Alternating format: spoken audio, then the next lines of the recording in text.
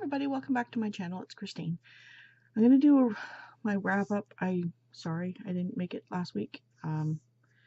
Weather kept my hubby home, and I don't like to video or film when he's here, just because he likes to jump in and be goofy. Yeah, so a few books to talk about. I'm just starting to get back in the swing of things of stitching out my orders. As you can see, there's been a few changes. But while I was on my downtime with my teeth and that, I finished Mary Kay Andrews Spring Fever. I gave this a 5. There are a couple very unlikable characters in here, but they get what they deserve.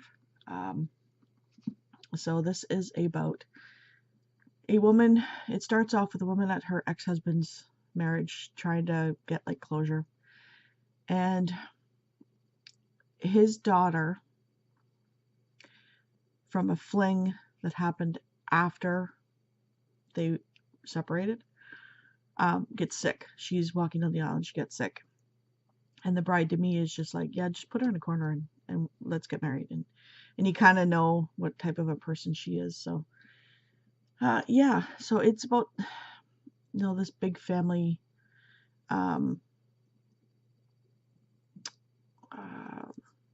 like they have a specialty pop, and it's kind of different than everybody else's, and there's a whole bunch of like twists and turns and stuff like that.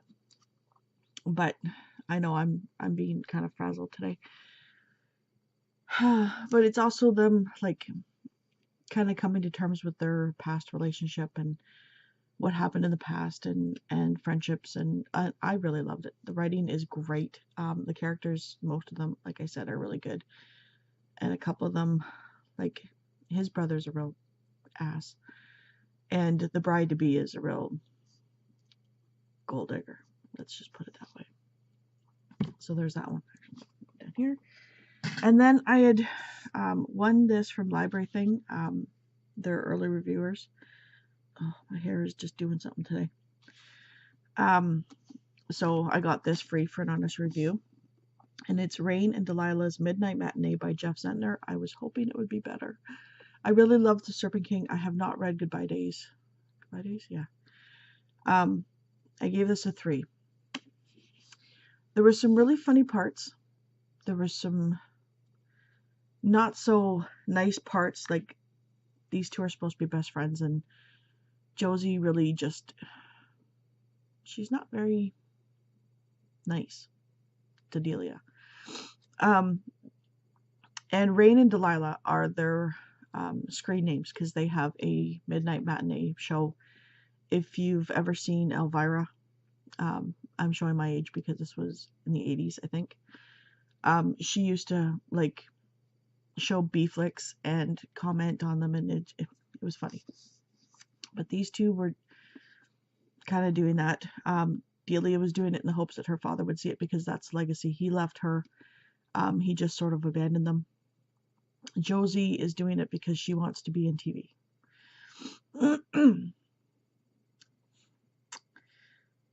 Like I said, Josie's not exactly the nicest person to Delia. She's kind of doing this for her own kicks, and not so much because she's her friend. And then, of course, a guy comes in and yada yada. But there's this one joke that keeps getting put in, and it's the same thing over and over, and it was funny the first time. And then, I mean, everybody is saying this thing, and it's not something that you normally hear all the time. So for so many different people to be saying the same thing to her, it's kind of like, okay, come on, like, enough. So I gave it a 3. I'm glad I read it, like, because it's Jeff Zentner. His writing style is good. I liked his writing style, but some of the things in here is just like, really? I wanted so much more. So then I finished, I think I finished this one before. Yeah. Sprinkle with Murder by Jen McKinley. And it's the first in a series of the Cupcake Bakery Mystery. And she has a cupcake bake shop with her best friend, and her other best friend is getting married. So um, he tells his bride-to-be to come and get the cupcakes from them. And she's the kind of person that she likes to own everything. She wants to um, have specialty cupcakes for her wedding, 5 different ones, and she wants to be the owner of it. The person who comes up with the cupcake recipes cannot use them for anybody else. She's a fashion designer who has designers under her, and everything that they do, she puts her name on and says it's hers. So kind of like that. She has discovered, her subordinates pick up the cupcakes from, I forget her name, from the bake shop, the cupcake bakery shop, and bring them to the bride-to-be. That night, I think, she calls up the bakery and says, I have some changes to make. I want you to come in early in the next morning to my shop, and we'll discuss it there. So the baker, like I said, I can't remember the names right now, goes and finds her dead with one of the cupcakes in her hand. And so everybody thinks that she killed her because she was jealous, because she wanted the guy, her best friend that's getting married, she wanted him. Her mother thinks that she killed him. She killed the bride-to-be because she had a major thing for the groom-to-be. And it's so far from the truth. So I gave that one a 4. It was cute. Yeah. So then I finished Her Little Secret, His Hidden Heir by Heidi Betts. What was this one? I've read so many. Oh, that's right. They are married, and he's a billionaire. He's like a mama's boy. I wouldn't say he's a mama's boy. At the time that they were married, they were living in this big estate house, like, Buckingham Palace estate, but it's not Buckingham Palace. It's just this huge house that has wings, and they lived in one wing, and the mother lived in another wing, and the other brother lived in another, that sort of deal. And she walked out on him. She's like, I want a divorce, I'm done. And you don't really understand why until later on. So she goes to call him because she finds out she's pregnant, and his secretary, which is a man, says he has nothing that you have nothing to say to him that he wants to hear. So she couldn't tell him that she was pregnant. And I guess they had been trying for years to get pregnant, and it just didn't happen. So she left town and started up a bake shop. So that's a theme here, bake shop. So she needs investors to expand, and her financial planner finds this investor. And so she's on her way to a meeting, and he drives by her and he thinks, oh, that looks like my ex-wife. And then keeps going, and she walks into the financial advisor's office, and lo and behold, it's her ex-husband. And she's like, no, I can't do this, and walks out. It kind of goes from there, and you do find out why, and kudos to him of what he does. So yeah, but then he finds out that he's got the son, and yeah, so it was good. I think 3 or 4 this one. And then last night I finished 50% Off Murder by Josie Bell, who is it Jen McKinley or Josie Bell is the pseudonym of each other. So the cupcake one is the same author. So this one is, there's 4 girls that are in the Goodbye Girls Club, and it's BUY. They swap coupons, so whoever needs like shoes, everybody gives her the coupons for shoes, and whoever needs diapers, they get the coupons, in that sort of deal.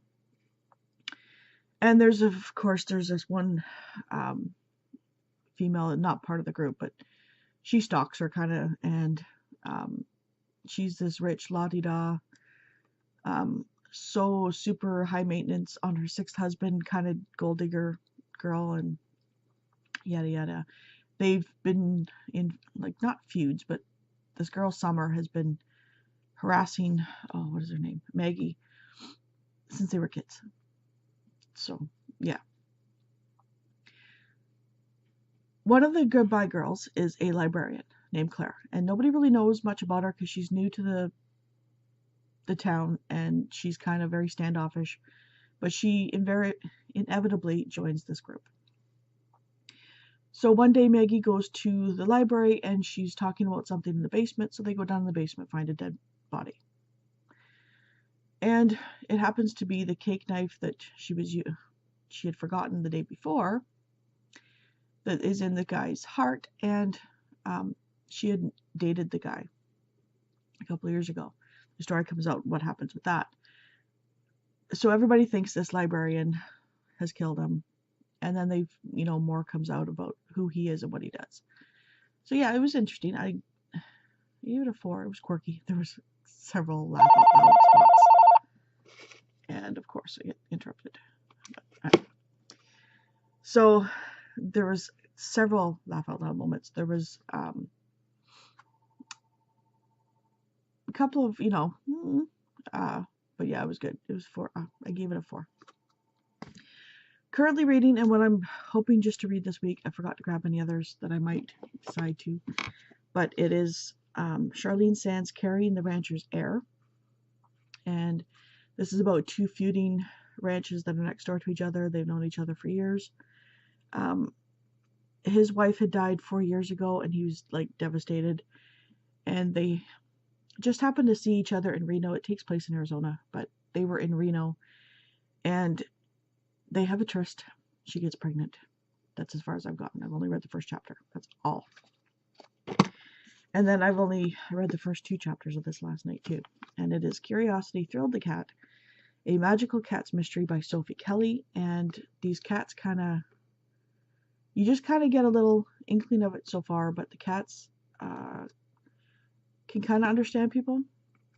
One jumps in her lap and pushes her hair because she had gotten a haircut. So she asks him, well, you want me to put my hair behind my ear? And he meows at her, and she does it, and he's fine. The other one has a catnip addiction.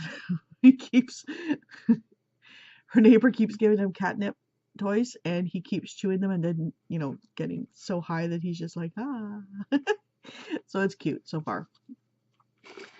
And I don't know if I'll pick up The Crown. Is it The Crown? By, can't even think of her name. Kiera Cass. I might pick that one up, but Curiosity is my main one because it has to go back to the library. I think I've renewed it for the final time. So, sorry, itchy eye. So that is it. I haven't texted Alana, but I'm waiting for the book to come in from the library, and it's that short story novella by J.R. Ward called Father Mind, and it's about Zetas and Bella and their baby. And if you want to read it with me as soon as I get it, but I'll text you in the next couple of days or so. Hopefully it'll be in soon. It's only like 80 pages or something like that, so it's real quick. I think that's it. It's been one of those weeks, and it's going to be another week. This week is filled with appointments and lots of stitching to do, so I better get doing that. Let me know what you guys are reading. What else? If you've read any good books lately, anything I should add to my TBR, like, the 12,000 that are on it now isn't enough. But yeah, so I will talk to you later, and I hope everybody has a wonderful day. Bye.